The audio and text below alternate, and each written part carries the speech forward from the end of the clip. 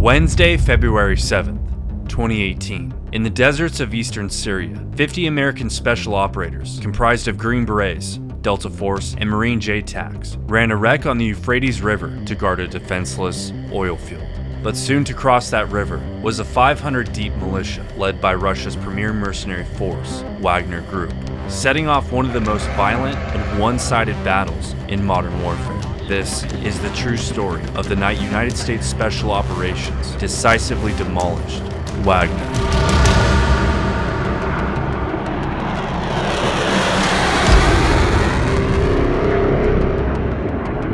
In 2018, the war in Syria was supposed to be winding down. ISIS had been shattered, their black flags pulled from the cities they once ruled. But in the vacuum, everyone else started grabbing land.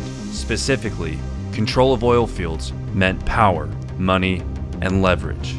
The Conoco plant, sitting on the eastern bank of the Euphrates, became the prize, and U.S. Special Operations forces were inserted there, not to take the oil themselves, as U.S. forces and government entities were not shipping or profiting from Syrian soil, but they were there to deny that oil to others. But honestly, wouldn't be surprised. They were namely there to stop Assad's regime, IS remnants, and Russian-backed forces like Wagner Group, Russia's premier mercenary force, backed by oligarch money. Its members recruited from prisons, contracted, and turned into soldiers, all fighting unofficial wars for Moscow's profit. They've made headlines in Ukraine, Libya, and Africa, and in Syria, they guarded oil infrastructure, trained militias, and occasionally went looking for a payday.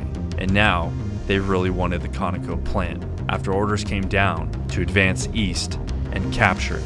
They loaded up and rolled through the desert. Tanks trailed behind. Syrian artillery set up to cover their position.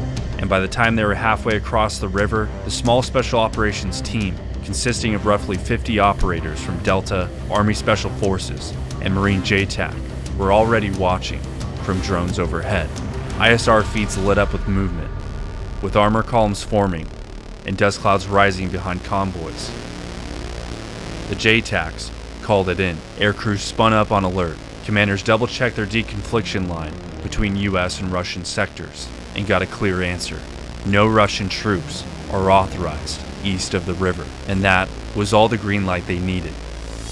The Wagner force had reached the open desert, tightening its line into a broad front. Technicals, tanks, troops, trucks, roughly 500 men. They stopped to unlimber mortars, and on the American side, Delta and Special Forces maintained firing positions. Their Kurdish counterparts watched nervously as the first artillery rounds came in and struck the dirt. One operator grabbed his radio and called it in. Troops in contact, requesting immediate air support. But before we get into Russian forces being completely aimbotted by the United States Air Force, a quick word from the sponsor of today's video, Aura.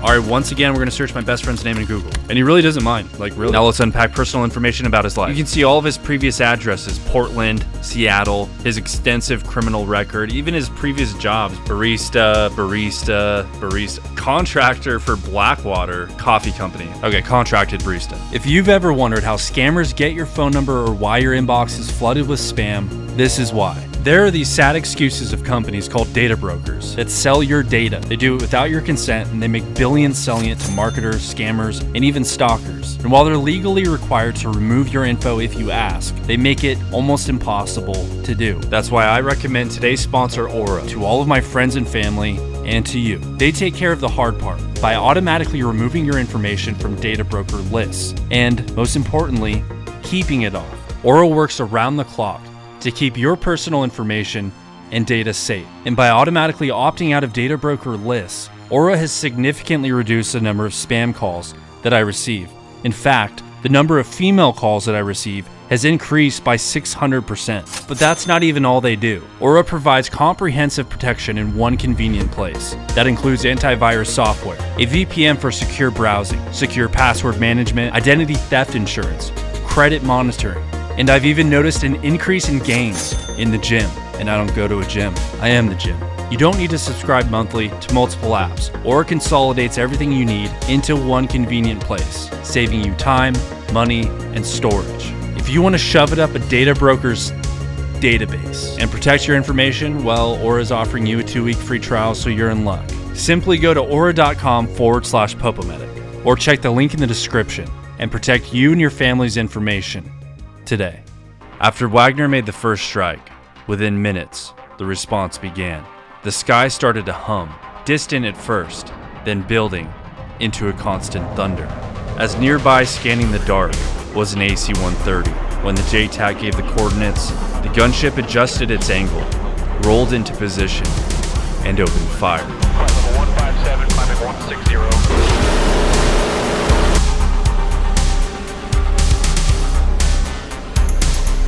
The first group of rounds landed square on a tank's turret, and the blast was visible for miles.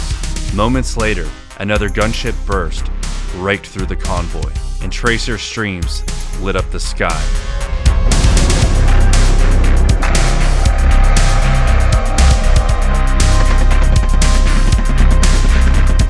Then, the jets arrived. 2 F-15s screaming in from Jordan. Dropped precision bombs along the road. Target in sight, in from the south. In from the south, you are cleared high, cleared high.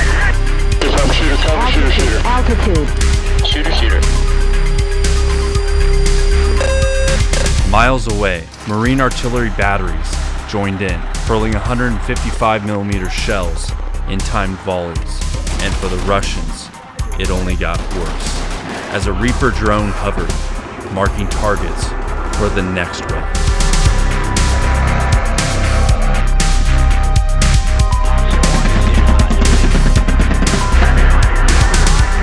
And the second wave was immediate, overwhelming, and surgical.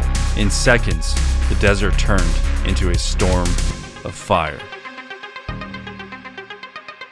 The AC-130 adjusted orbit again and began hammering anything that moved, tanks, trucks, and squads, as they tried to scatter. Delta operators watched through their thermal scopes as entire groups of men dissolved in flashes. The heat signatures blinked out one by one. When a second wave tried to regroup behind a tree line, JTAC calmly called in, shift 200 west. The next rounds landed exactly where he said.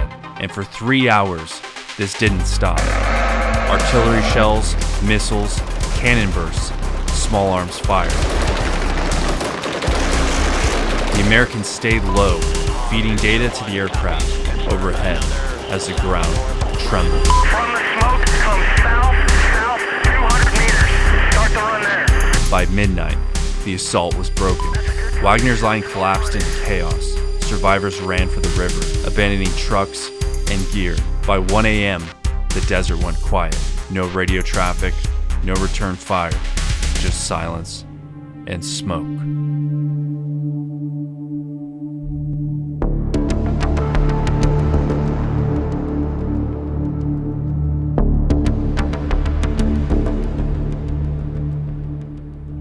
The morning after the engagement, the diplomatic scramble had begun. The Pentagon called it self-defense. Russia's Ministry of Defense claimed they knew nothing about it, that local volunteers had acted on their own. Wagner's leadership, which technically didn't exist on paper, said even less. No one wanted to admit the US forces had just killed hundreds of Russians. For the operators who fought there, the politics didn't matter. They'd done their job, hold the line, survive, and send a message. Inside the Pentagon, the after-action reports were almost clinical. Target acquisition, near perfect. Coordination flawless. Command approval smooth. Behind closed doors, analysts called it the most lopsided battle since the Gulf War. Yet the Battle of Khasham never became front-page news. There were no public briefings, no press conferences, no parades. It existed in a gray zone, too explosive to celebrate, too real to deny. In Moscow, Wagner's internal chats told their own story. Bodies shipped home quietly, death notices disguised as training accidents. Behind the scenes, the message landed. After Khasham, Wagner avoided direct clashes with US forces. Commanders on both sides started asking more questions before pulling triggers. And let's be honest, The public information surrounding this engagement is simply the information they allowed us to know.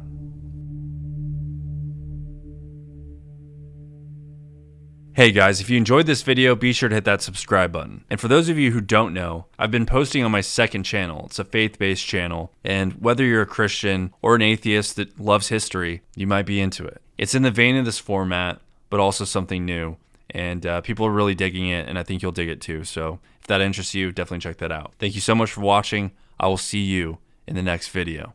Goodbye.